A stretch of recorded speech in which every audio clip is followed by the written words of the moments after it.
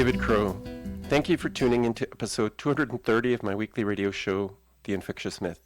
Email me at david.crow@theinfectiousmyth.com. That's Crow with an E. Join the discussion and like us at facebook.com/theinfectiousmyth. Follow us on Twitter and Instagram at infectiousmyth. Listen Tuesdays at 2 p.m. U.S. Eastern Time on prn.fm, or subscribe to the podcast on iTunes or other programs. You can listen to any of the last 5 episodes over the phone by dialing the U.S. number 701-719-0990 and following the instructions. PRN.FM also has voicemail. Call 862-800-6805, and as well as leaving a message or question for the show, leave your name and indicate that the question is for The Infectious Myth. If you dial either of these numbers, long-distance charges may apply.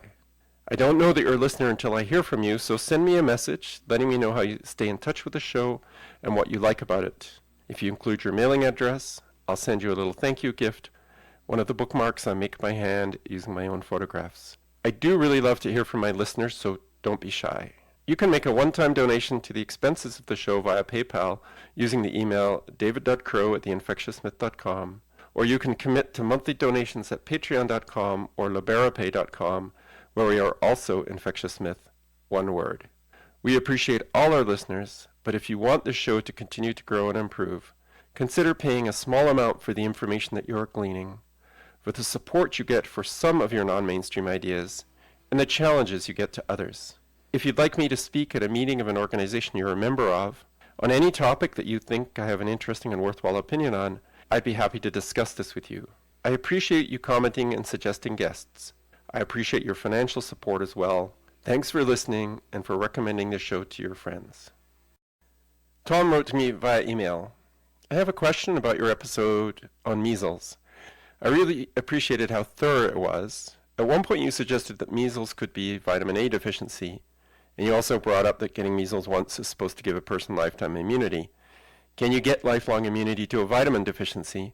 I've never heard that having scurvy once prevents future episodes of it. Just curious if lifelong immunity might indicate that it's not a vitamin deficiency.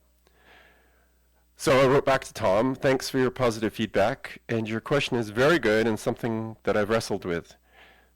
I think the answer is that there are a lot of assumptions made and many reasons for rash and fever. For example, the CDC famously gave a photo of a vaccine adverse reaction to CNN as an example of natural measles. It turned out that it came from a CDC database of photos that clearly state it was a smallpox vaccine reaction. Recently, I asked my mother if she remembered how she diagnosed me with measles versus, say, German measles, rubella versus chickenpox.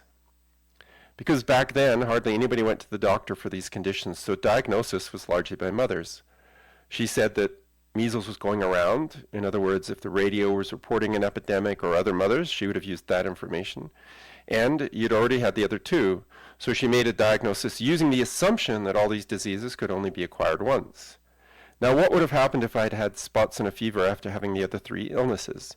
She probably would have said it's something you ate, or given that my mother was more environmentally aware than most, perhaps they sprayed the school with insecticide, which they did frequently back then.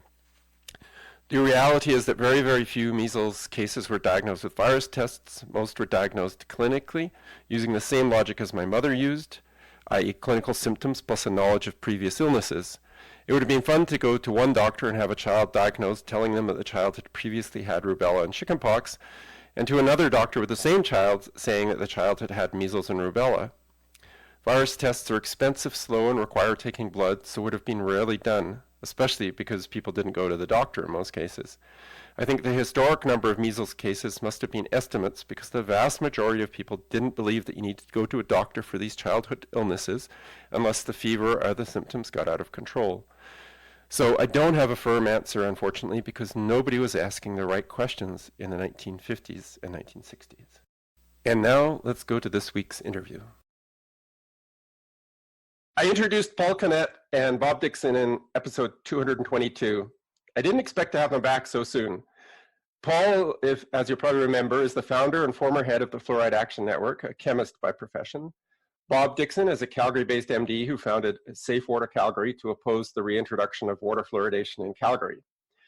When I said goodbye to these two gentlemen at the end of episode 222, Calgary was about to have a city council meeting that was expected to recommend the reintroduction of water fluoridation.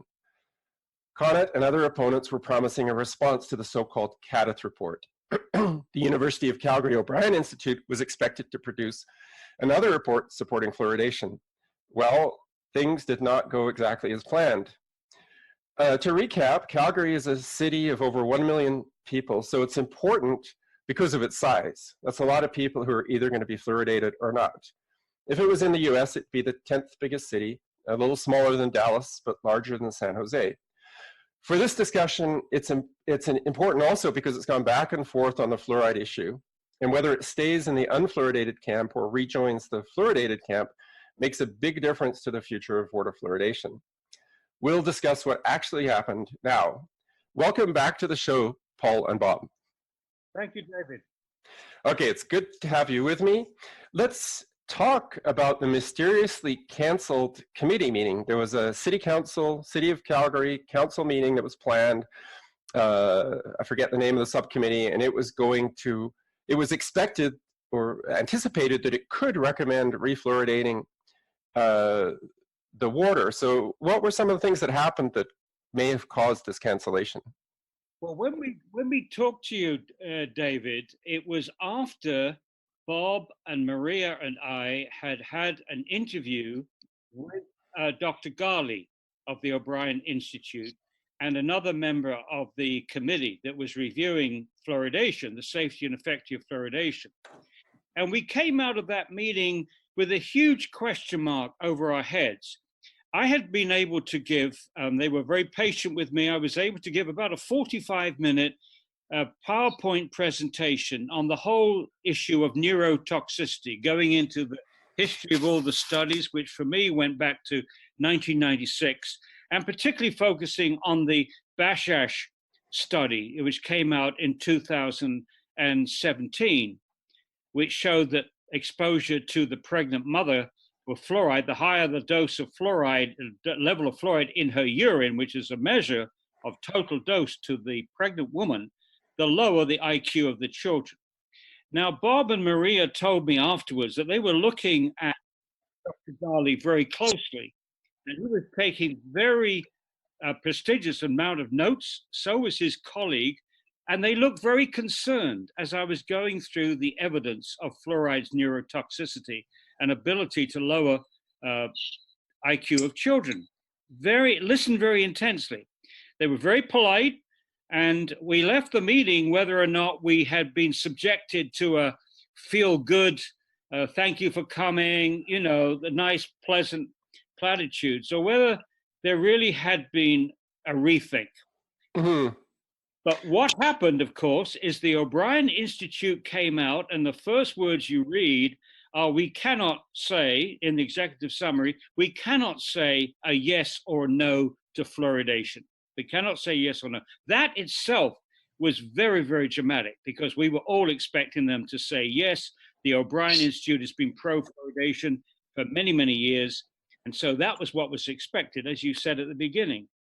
But in the body of this report, there were 3 pages, pages 19 to 21, they're engraved on my brain, in which Garley, I think, did a very objective review of the neurotoxicity and made it clear that there were solid studies which indicated a risk, a potential risk to the IQ of children, and that the most sensitive period seems to be during the fetal stage. And what made it even stronger is that Garley actually phoned Bashash, remember, from the 2017. Is that the Mexico study? That's the Mexico City study, but okay. It's done largely by North American, Canadian and American researchers, mm-hmm. And a team led by Howard Hugh from Toronto. And then he phoned up Christine Teal, who is the lead author of the study which has just appeared. And he was convinced, talking to them, that there was really solid science behind the notion that fluoride was neurotoxic. He was also very clear in the meeting that he was trying to, if you like, psychologically analyze us Were we the nincompoops, the Flat Earth Society people that he'd heard about for years that oppose fluoridation? Was there something mentally wrong with us that we are opposing this important public health practice of fluoridation of the water? And I think it was clear that he came to the conclusion that we weren't crazy, that what we were offering was solid science.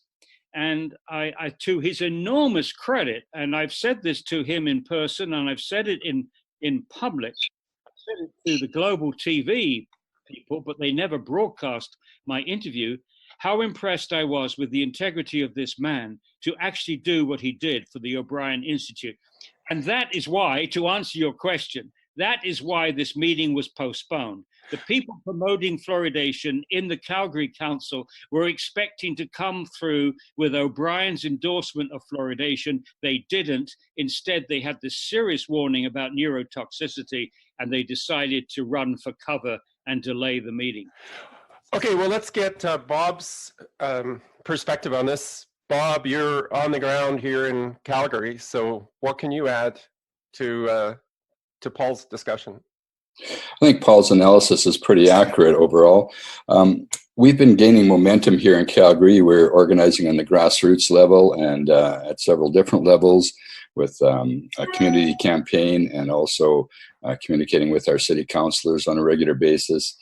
But the interactions we had with the O'Brien Institute, and in particular with Dr. Galley, were certainly quite profound and ended up, as Paul said, with a something that's never happened in the fluoridation world, to my memory, and that's that a major organization has come out with actually warnings and cautions and have not hit the delete button with these new studies coming out. So it did take the people on council by surprise. Diane Carly Urquhart in particular, who's the chair of the Standing Policy Committee on Community and Protective Services, the group in the city that's hearing this report, and we'll be putting on the public hearing that was scheduled for July 24th. So yes, they definitely saw that we had the advantage, we had the momentum, and plus at that same time, there was a confluence of factors.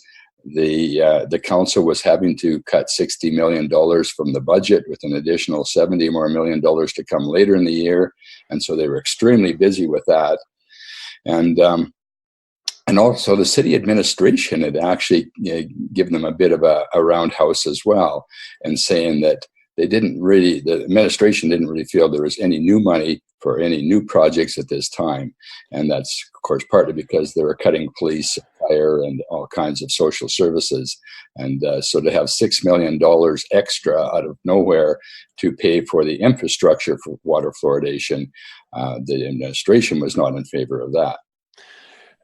Yes, and the O'Brien Institute, according to Paul, was aware of the upcoming Green study, which was published on August 19th in JAMA Pediatrics.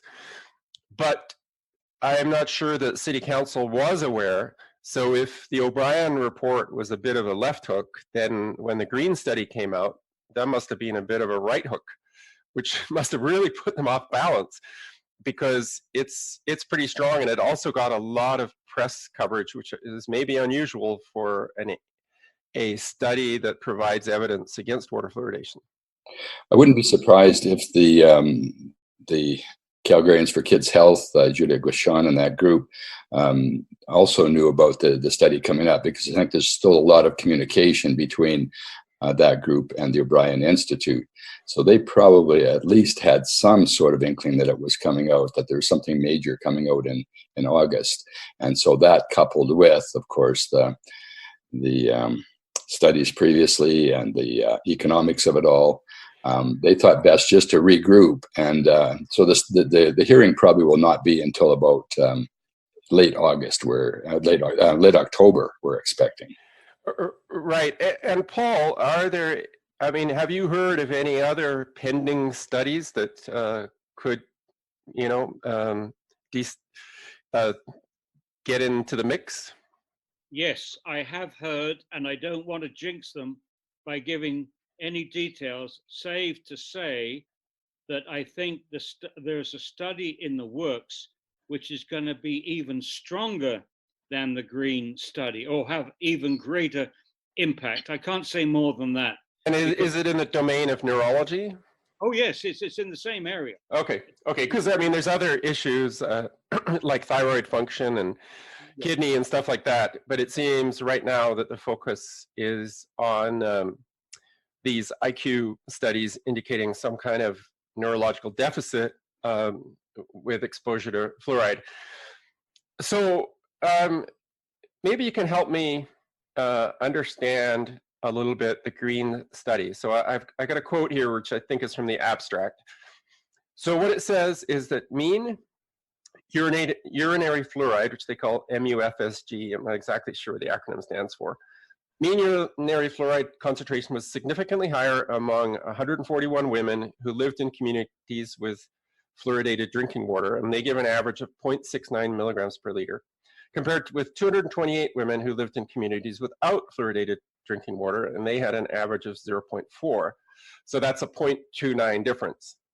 So adjusting for covariates, et cetera, a significant interaction between child sex and mean urinary fluoride indicated that an increase of 1 milligram per liter was associated with a 4.49 lower FSIQ score for boys, but for girls it wasn't significant. So if I do the math, because it's less than a 1 milligram per liter difference, am I right in saying that's approximately a 2.6 IQ point drop found amongst those with fluoride? I think it might be closer to 1.5 if you do the thorough arithmetic. If you look at the range of the urinary fluoride levels, that the IQ difference is about 1.5. But I stand to be corrected on that. But the important thing to remember here is that the US EPA considers a population drop of 1 IQ point, a substance that caused a population drop of 1 IQ point would be a serious health endpoint. So it's only one IQ point. And the reason for this is that we're not looking at an impact on a specific individual. We're looking at an impact on a population. And so what you're looking at is the devastating effect of shifting the whole IQ curve over by a small amount. And whilst that doesn't make a huge difference necessarily on the average person, on the two tails of this distribution, the fraction of children that are above 130, which puts them in the very bright or even genius class, and the fraction which is mentally handicapped with an IQ less of 70, that fraction, that area under the curve of that curve is shifted over and has a dramatic effect on the number of children. It decreases dramatically the number of children that are very bright and increases dramatically the number of children who are mentally handicapped. Just a small shift. Right. I want to run a different idea past you. Like that, what you say makes sense, but the assumption seems to be that everybody's equally affected. What would happen if, say, only 10% of boys were affected by fluoride? That would mean if it's a 1.5 IQ drop on average, that would be a 15-point drop in 10% of children. And that would obviously be actually a much more serious problem. Maybe. We don't know, right? But that's a possibility that there are certain children who are more sensitive. And in those children, there's a large IQ drop. And in most children, maybe it doesn't have any significant impact. Look, I think at this point, David, the key thing is we must switch to the other scale pan here. We're talking risk benefits. Mm-hmm. And in this particular case, it's rather easy because there is zero benefit to the fetus. There's zero benefit for any health tissue of fluoride, including teeth. I mean, the fetus doesn't even have teeth, and even the teeth are not growing. The bones supporting the teeth are not growing in the fetus. Right. So we have zero benefit, and we have the potential of lowering the intelligence of the population by some amount. Right. And we can let the experts argue about some amount, but for the average person and for the decision maker, The answer is clear. We should stop this practice. We know that you're exposing the whole population to A, a toxic substance, and B, a neurotoxic substance. And you can only do harm. And regardless of how many people that you harm, you cannot justify in medical ethics, and Bob's a doctor, you can't justify harming some people supposedly to benefit others. But when there is zero benefit, at least what Christine Teal said, the lead author of the study, is pregnant women should be advised not to drink, to limit their exposure to fluoride. At the very least, warnings should go out to pregnant women. Don't drink fluoridated water, possibly don't use fluoridated toothpaste. That's an absolute minimum. But yeah. I would go further and say this is a clear indication that we need a moratorium on fluoridation. People say, well, we need more studies. Fine, have as many studies as you want after you've placed the moratorium. Once you've stopped this immediate risk to the fetus, the upcoming generation, once you've stopped that risk, then you can continue to do studies. You can do studies in areas with natural fluoride, no problem. You can continue doing studies. But what you've got to do right now is there's solid science which indicates that you should stop. Right. I guess my point is that if the neurological damage is evenly distributed, it's a problem, because as you say, you've got a 1 IQ point drop. You're changing the tails of the normal distribution, so you're going to end up with more children in the disabled, significantly more children in the disabled end, and significantly less in the genius end. But my point is that if it's not evenly distributed, the problem's even worse. Because although you can say, well, 9 out of 10 weren't harmed at all, you now have 1 out of 10 who's seriously disabled.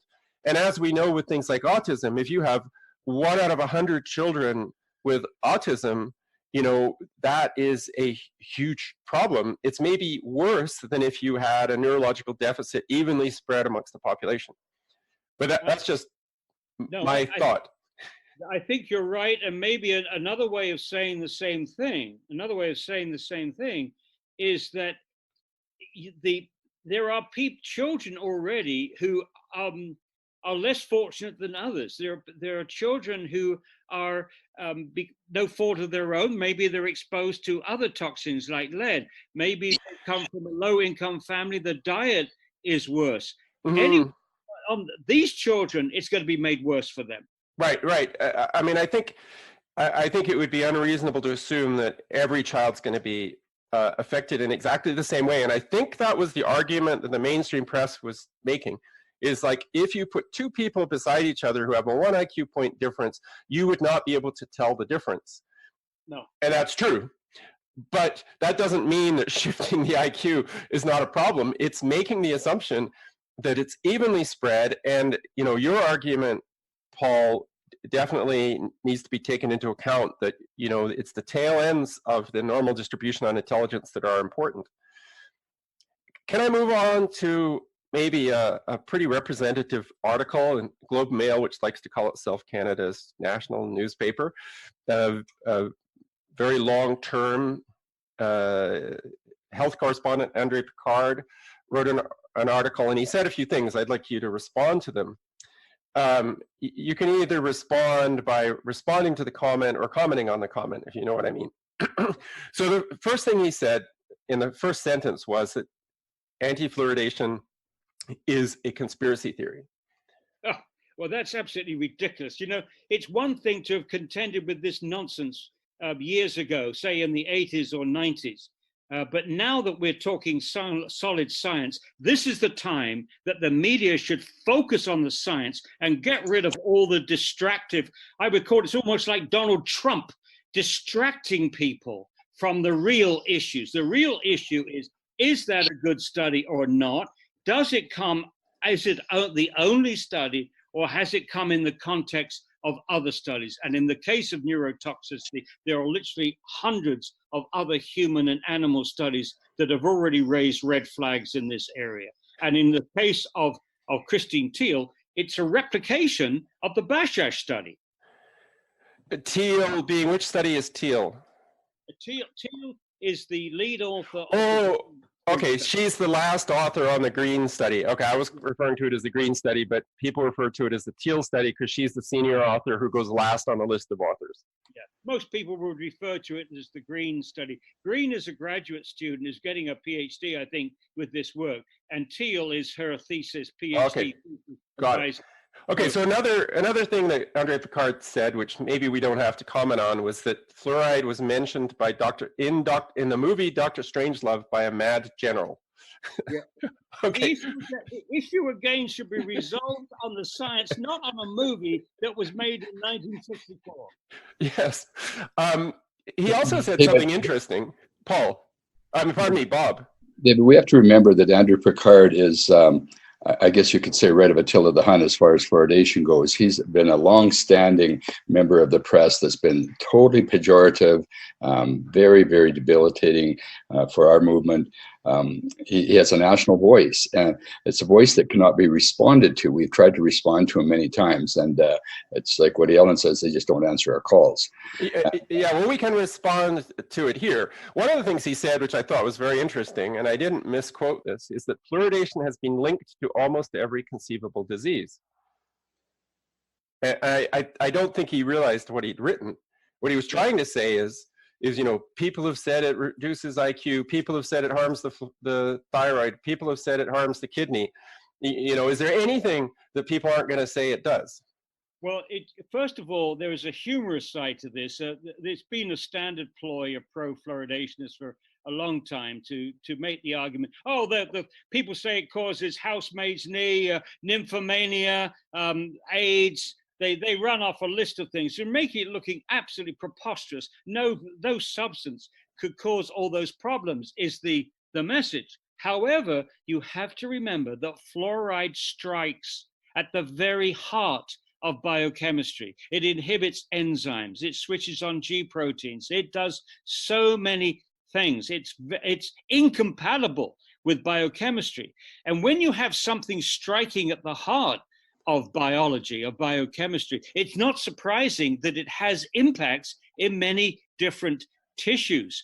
And right. It's true. We've just had a major study from Mount Sinai, which says that giving the evidence that fluoride damages the kidney and the liver. And of course, we've known for years it damages the bone and the teeth. Right. And we're looking now at the evidence that it damages the thyroid and it damages the brain. This is consistent, highly consistent with a very active biological substance, which interferes with basic biochemistry. Right. That's an important point. You're not, fluoride is not specific to a particular function. It interferes with a lot of different things. So you would expect it to be linked to almost every conceivable disease. Some may be in a minor way and some in a more significant way. But it was funny, it was sort of humorous that he was using this to dismiss fluoride science because there's so much evidence in so many different areas, then obviously it's a conspiracy theory. Well, he wouldn't recognize the evidence, the scientific evidence. He would just he would be assuming that we crazy anti-fluoridation people are making this all up. We're imagining all this. Again, we would expect at this time the press to stick to the literature. What is in the literature? Is it good? Is it bad? Is it consistent? And so on. Okay, one last thing in the Picard study is he dragged out the 1945 Grand Rapids study, and his assessment of the study was that in Grand Rapids after fluoridation there was a major drop in cavities, but in nearby Muskegon, which did not fluoridate, there was not. So what is the problem with these historical epidemiological studies? Well, even promoters of fluoridation have admitted that the techniques used in those days, the quality of the science, the quality of the epidemiology was very poor compared to today's standards. And there was a whole book written about the weaknesses of these fluoridation trials in Grand Rapids, Newburgh, New York, Brantford, Ontario, and so a whole book pointing out the weaknesses. But it's interesting how the methodology of this Green Teal study was challenged by experts, and yet the the standards of epidemiology of these neurotoxicity studies are far superior to the standards of the studies done on dental health. Most of the studies which suggest or have been argued to reduce tooth decay, that swallowing fluoride reduces tooth decay, are very weak. They are ecological studies, the lowest of the type of studies, epidemiological studies, where you're comparing results in one community versus another community, rather than looking at results on an individual basis. Remember, in the Bashash and the Green study, they measured the urinary fluoride levels of all the mothers, an individual number, the level of fluoride in their urine. And then for the offspring, they measured the IQ of the pair, the offspring of the specific mother. So you had individual measurements for both exposure and result on the effect. This is far, far superior than anything that's been done to demonstrate that swallowing fluoride lowers tooth decay. And in over 70 years, they've never produced a randomized controlled trial to demonstrate, which is the standard that you use to demonstrate the Food and Drug Administration would require. If you had a drug and you wanted to prove that it was effective, that it reduced cobble wobbles or whatever, you would have to do a randomized clinical trial.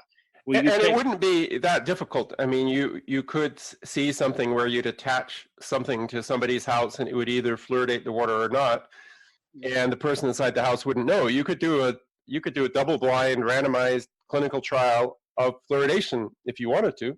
Yeah, absolutely. And you do it with bottled water. You could have some bottled water that has a fluoride in it, and the bottled water which didn't. So yes, it is possible, but it's never been done, and that is very suspicious. But I'm just saying this to point out the incredible double standard in the experts that were produced and I think that was orchestrated, the experts that were produced particularly by the Science Media Centre in the UK to denigrate this study. I mean, they're obviously very frightened of this study. They know, having told the world for over 70 years, that there is absolutely no harm caused by drinking fluoridated water. And here are two US government and Canadian government funded studies which have found harm. And somehow, in order to keep this practice going, they've got to criticize the study or find something wrong with it. You said, Fan said two things in a press release, which I thought were interesting. First of all, the Green Teal study was published in a JAMA journal, and the American Medical Association has been in favor of fluoridation. It was also subsidized. It was also paid for by U.S. government money, and the U.S. government has been strongly pro-fluoride. So you have a pro-fluoride funding source, you have a pro-fluoride organization publishing the article, and the science that's allowed to be produced still is against water fluoridation, shows harm. And what you just said is the reason why this study, before it was published, was vetted much more than a typical study. They were frightened. They were frightened of the ramifications of publishing this study. So they got two statisticians to look at the statistics, from what I can understand, and we went through vetting. And two of the editors actually sat down and did a podcast explaining what a shock this study was, how they believed in fluoridation, that they'd learned about this in medical school. I was shocked to actually listening to them to see how little they had absorbed from all the other studies on neurotoxicity. Right. They were at least honest about it. And they came back, and the bottom line was that one of them said, I would not advise my wife or a pregnant woman, to drink fluoridated water. If it was my wife, I would not advise her to drink fluoridated water. So I think just with Dr. Ghali and now the editors of the JAMA Pediatrics, we are seeing integrity. We are seeing what I have hoped for, David, for 23 years. that Right. integrity would somehow emerge on this subject, that we would cut through all this public relations crap that you've talked about, the Dr. Strangelove and so on, and that there will be scientists who would recognize good science when it was put in front of them. And not just good science, but science which indicates that we may be damaging millions of people by this practice, which the rest of the world has shown is totally unnecessary. Bob, would you like to comment on the Andrew Picard article or the underlying teal-green study? Oh yeah, there's lots of comments we could make there. So Andrew Picard, as you mentioned, is really an outlier there. And one of the things that comes up with him is that he doesn't realize the small percentage of people that are going to be sensitive or allergic to fluoride and fluoridation products. So we're looking at anywhere between 1 and maybe as high as 15% of the population. Even if it's only 1% of the population that's extremely sensitive or allergic to fluoride, that's a large amount of people that we're harming, and actually not just minor harms, minor illnesses or diseases. We're talking about major effects on lifestyle. So that sensitivity is a very important thing to take into account. Well, in a city of 1 million people like Calgary, something that affects 1% of the people would affect 10,000 people. Yeah, our population is closer now to 1.5 million. Okay, so well, 15,000 people. Between 15 and 75,000 people are harmed just by the sensitivities of fluoride, and that's a very large amount of people. I remember way back in the day, 5 or 6 years ago, presenting to Lethbridge City Council, and one of the young medical officers of health was a Native fellow, and he was on record of saying to City Council that sometimes we have to trample on the human rights of people for the good of all. And this coming from a Native person. That's pretty ironic. So, Rob is. Go ahead, Paul. Yeah, Bob is absolutely correct on the sensitivity issue, which no government, by the way, no fluoridating government has ever attempted to put on a scientific level by doing double-blind tests. But there is something even more concrete, and that is that we know that some children will be harmed by fluoridation because of the damage to the teeth, the dental fluorosis, which they don't even deny. This is harm. And one of the best articles that came out on this whole review of the green study was done by a journalist in Calgary. Is it Lisa Corbella? Yes. Yeah. Lisa Corbella. Yeah, Lisa Corbella, an excellent. She's written 2 excellent op-ed pieces now for the Calgary Herald, and I understand that 2 of her children had dental fluorosis, and that's what turned her against fluoridation. She was told by the dentist there'd be no harm at all from this practice, and then she sees her children with these dreadful fluorosed teeth. It changed her position. But the most important thing is it changed the position of someone who is obviously very bright and very articulate, and she's written 2 excellent articles. The last one is, as I say, one of the best articles. And if people haven't read that yet, I'm sure Bob can tell us exactly how to find it. It is an excellent article. Okay, well, if we can find the link, I'll put it in the show notes. So to go to the O'Brien report, this is my quick summary of what I saw, and I know that the 2 of you have gone through it with a fine-tooth comb, so you know a lot more. So they said, okay, fluorosis is a problem, but it's largely cosmetic. IQ, well, okay, that's a problem. Elderly cognition, they cited 2 studies not showing harm and didn't give any caveats, and they showed 1 study showing harm, and they included caveats about why there's problems with the study. They said there's no thyroid problems of significance, no bone health problems of significance. What they said at the end is they mentioned a program you've mentioned before, Child Smile, which is a Scottish program. So Bob, what was your assessment of the O'Brien Institute report, and were there any surprises apart from the inclusion of reduced IQ as a harm of fluoridation? Obviously, that was a major surprise to have those pages that Paul quoted earlier, 19 to 21, essentially admitting from a major institution, major pro-fluoride institution in public health, that there is potential harm neurological harm, neurological toxicity. That was huge for us. So that was a surprise. Other things that were not surprised were essentially a regurgitation of the Cadiz report, and there was a lot that came out of that. I mean, that's one reason why we're fighting this so voraciously, is that we realized that the Cadiz report, very recently published in 800 and some odd pages, which no one on city councils or with decision makers are going to read, it's going to be used as a rubber stamp, as a major push to fluoridate virtually all of Canada. So our goal was to refute Cadiz as much as possible, and to wit our report to City Council, our 24, 27-page report with annotations and scientific citations that quite nicely refutes the things in Cadiz and the things in the O'Brien Institute that they did not touch on, or that they negated or sidelined. So yeah, we were not surprised very much. We're maybe a bit disappointed that they didn't go a bit more into thyroid toxicity and bone toxicity, but they didn't even touch on the microbiome, which is going to be very significant. There's going to be more research coming up on that. There's a new microbiome center at the University of Calgary, and I planted a seed there for them to start looking into fluoridation as a major effect on the negative effect on the gut microbiome.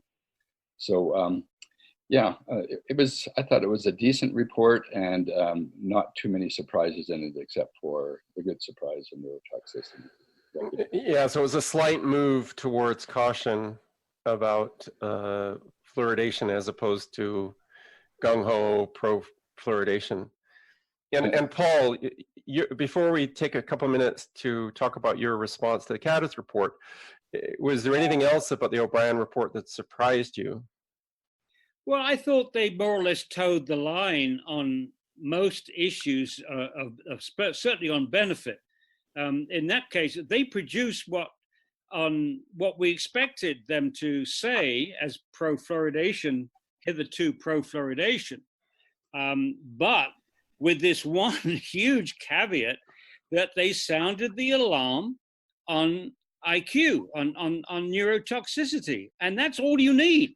I mean, as far as the councillors are concerned, they have to say, until this issue is resolved, it is unthinkable that we should deliberately go back to adding fluoride to the drinking water. It doesn't matter how good it is for teeth.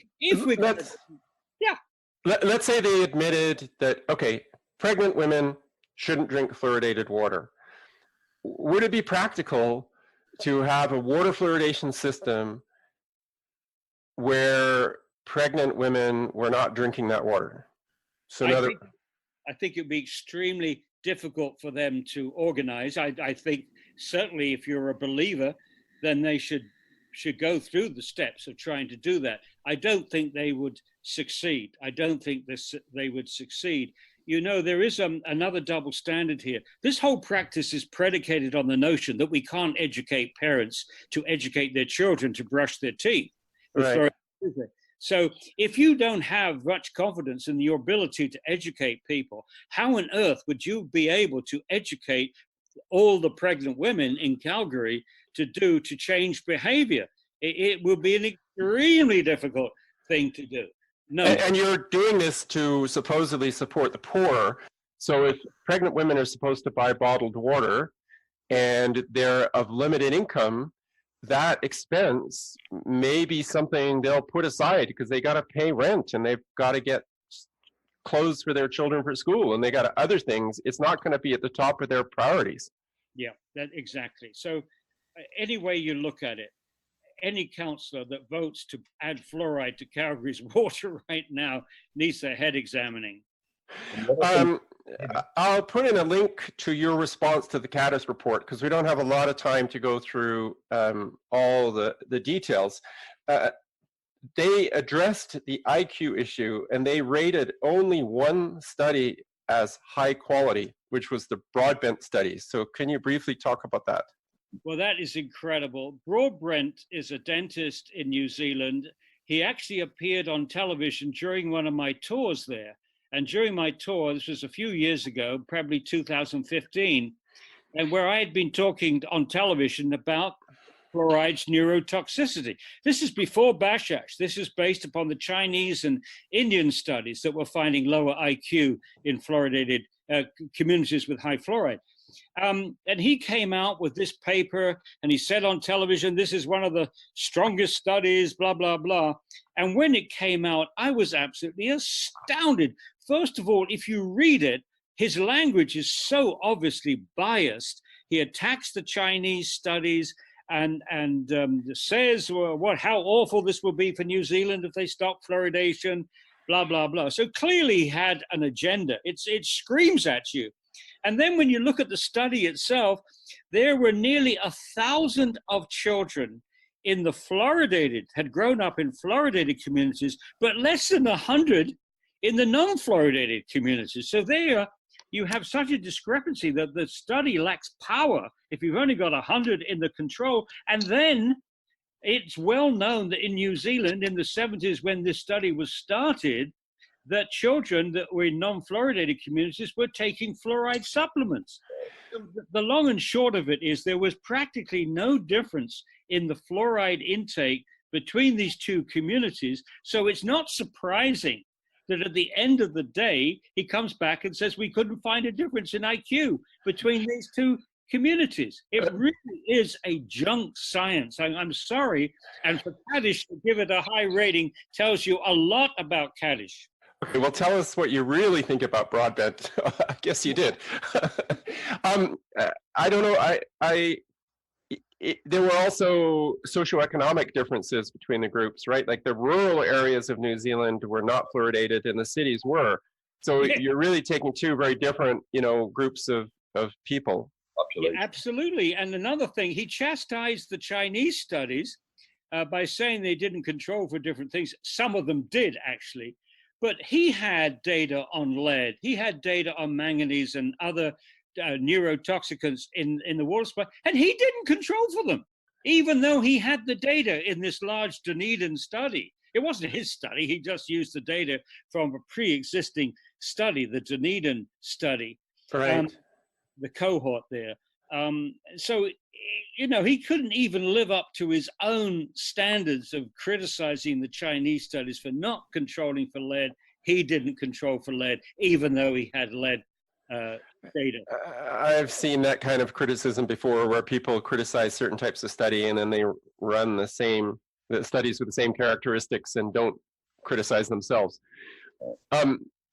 Bob, we don't have time to go through the whole Caddis response, but what were some of the highlights for you in terms of your response to a very mainstream Canadian institutional study saying there's no problems with fluoride, no health problems, and it's effective at reducing cavities?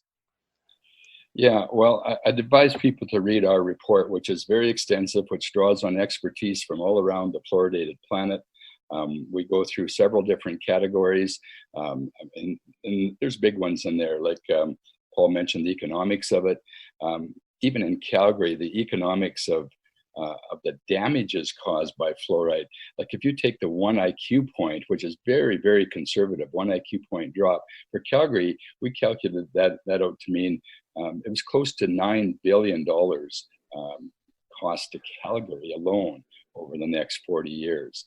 So, there's things like that we tackle in our report, and I will send you the link to our report so you can post that online with your folks. Sure. I think they quoted a $1.2 billion benefit in less cavities. Is that? Yeah, they use that antiquated $38 spent or saved for $1 spent on water fluoridation. That has been debunked by several studies in the past few years. And they're all over the map with that one. They go anywhere from $16 to $38 to $60 to even $120 was the last one I heard. $120 saved for every dollar spent on water fluoridation. Well, it's absolutely untrue because they don't take into account the cost of treating fluoridation, which can be huge. There's dentists in Calgary that have charged as much as $70,000 a patient to treat severe fluorosis. And, that negates a lot of $120 fillings. Yes, and fluorosis is is seen as a cosmetic problem. I mean, to me, the economics, I mean, if it was expensive and it did exactly what they said, that it reduced cavities and had no health impacts, then okay, we can talk about, whether we can afford it.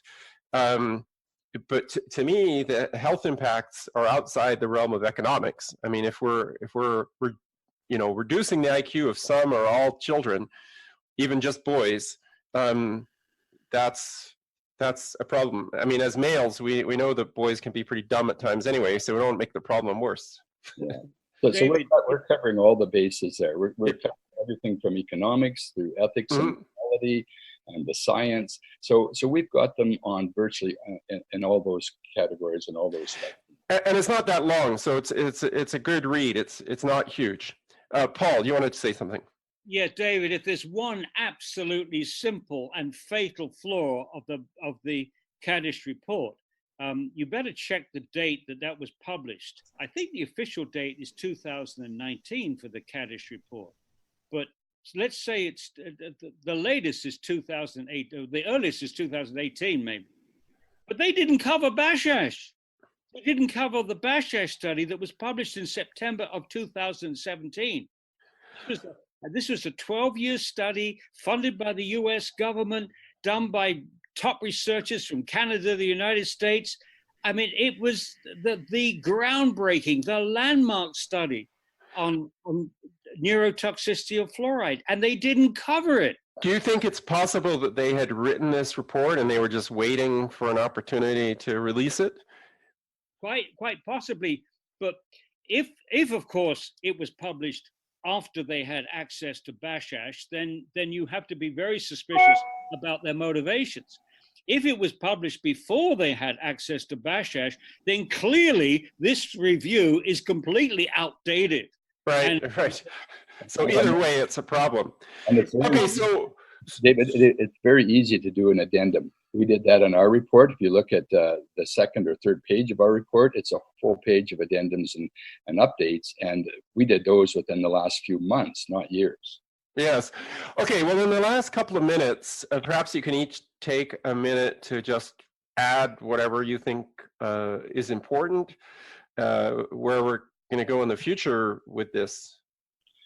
I think a very important thing to add that we haven't really touched on, and it goes right back to the early studies in the 1940s, and it goes right through the Cadiz report to the present day, is that the pro-fluoridationists always use percentages. And they say, a 20% to 25% decrease in cavities and caries, or 40, sometimes even a 60% decrease in cavities and caries. If you look at the absolute reduction in cavities and caries, those percentages equate to usually between 1/4, 1/2, as high as one cavity or tooth saved in a lifetime. And those absolute numbers are compared to the mounting evidence with neurotoxicity, thyroid toxicity, and all the other damages, they're almost meaningless. But yet they continue to use percentages because it sounds so much more impactful, so much more prescient, that they can say, oh yes, this large percentage reduction in cavities. We cannot let them get away with that any further. Paul, famous last words. Last words are, the cat is out of the bag on the neurotoxicity studies. I've followed this issue for 23 years. I've seen the evidence mount and mount and mount. Hitherto, the problem has been the press, the media have ignored these studies.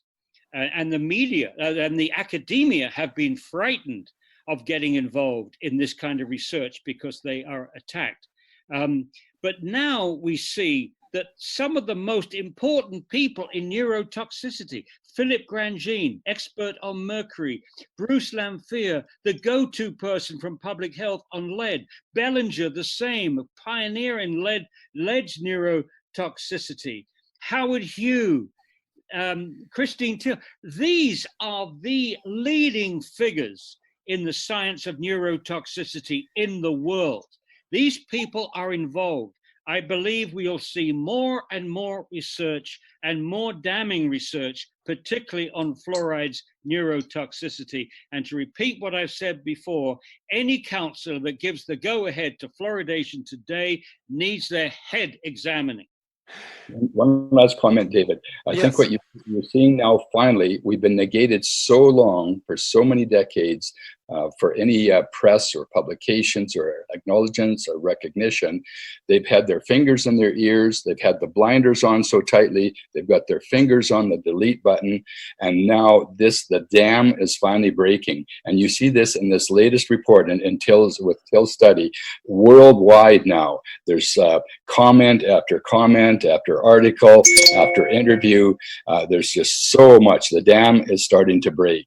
And now they'll finally start to hear that there are thousands of studies out there anti-fluoride. Well, thank you, Bob and Paul, for joining me again today. And I don't think we really know what the future brings. So there could be further surprises down the road, and we may have to come back to this issue again in a few months. But thanks for a very important update. I appreciate the input from both of you. Thank you for having me. Thank you, David, for the work you do. Goodbye. Bye-bye now. Bye-bye. Hardy Limeback is the former head of preventive dentistry at the University of Toronto, a one-time advocate of fluoridation who changed his mind quite a few years ago. Although he declined to be interviewed, he provided some data. For example, he estimated that based on studies of lead poisoning, which before lead was removed from paint and automobile fuels, was a big problem in the United States and other countries. He estimates that fluoridation could shift the U.S. population from 6 million gifted people and 6 million with special needs to only 2.6 million gifted people and 9.4 million with special needs. He also cited an article from Business Insider that showed that a 1-point increase in IQ in a population correlates with a $229 to $468 increase in per capita GDP.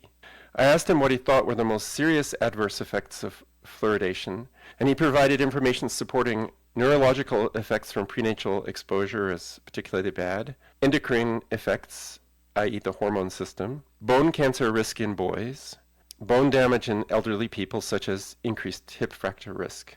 Regarding effectiveness at preventing cavities, he says, there isn't a single randomized double-blind clinical trial to show fluoridation effectiveness. I've proposed 2 simple studies, but after 75 years of fluoridation, there have been no studies to try and provide definitive proof that fluoridation works. All fluoridation studies are non-randomized, non-blinded, and none of them adjust for all potential confounders that affect dental decay. The most rigorous cross-sectional studies show a savings of maybe 1 tooth from dental decay per person for 20 to 40 years of fluoridation, representing an insignificant cost savings. In fact, if one calculates how much it costs to treat the 10% of children who would get objectionable dental fluorosis from fluoridation, the treatment of dental fluorosis costs more than the treatment of any fillings that would have been placed if fluoridation was not implemented. Fluoridation, therefore, does not save families money. Thank you for listening to episode 230 of The Infectious Myth. If you have a comment, question, or suggestion for a future guest, please email me at david.crow@theinfectiousmyth.com, like us at facebook.com/theinfectiousmyth, follow us on Twitter and Instagram @InfectiousMyth. Commit to monthly donations of any amount to Infectious Myth, one word, on patreon.com or liberapay.com. Until next week, thank you and goodbye.